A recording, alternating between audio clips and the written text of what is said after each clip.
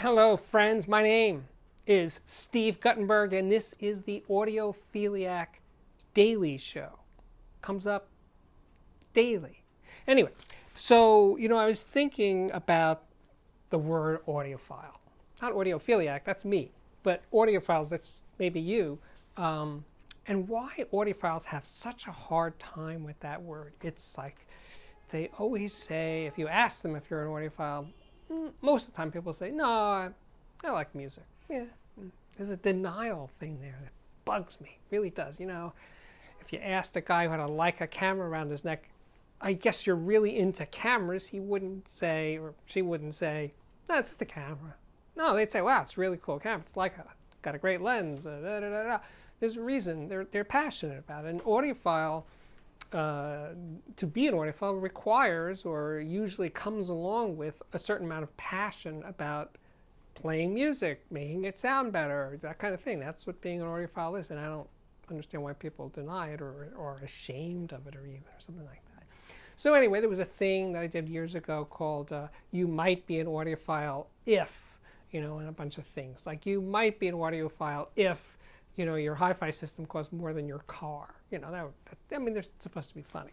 You might be an audiophile if you think tube amplifiers are beautiful. You might be an audiophile if your speaker cables are thicker than your garden hose. And the thing is, all might be true.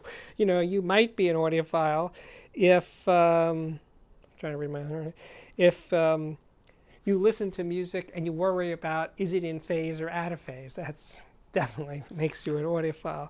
You might be an audiophile if your speakers are bigger than your refrigerator. It's definitely an indication of an audiophile pursuit going on there. You might be an audiophile if you stay up late listening to music, or other people, the normal people, the non-audiophile people, are watching movies or playing games or something. If you're a working person and you're up at midnight playing a record or a CD or a file or something, I think you're an audiophile, because it just draws you in. You want to keep playing music because it feels good and it's something you want more. You always want more.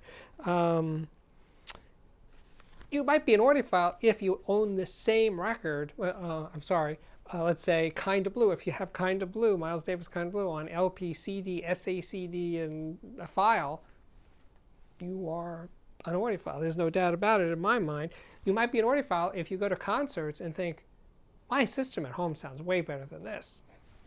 You're definitely an audiophile. Anybody would even cross their mind that what they have at home sounds better than a live concert, whether it's true or not. Still, you are an audiophile, absolutely positively. I think the most important one, wait, I'm checking here, is,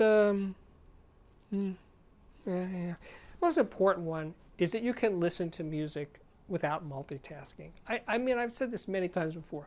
The gear itself doesn't make you an audiophile. The guy with a $10,000 system isn't more of an audiophile than the guy with a $1,000 system. There's not ranking here. You either are an audiophile or you're not an audiophile.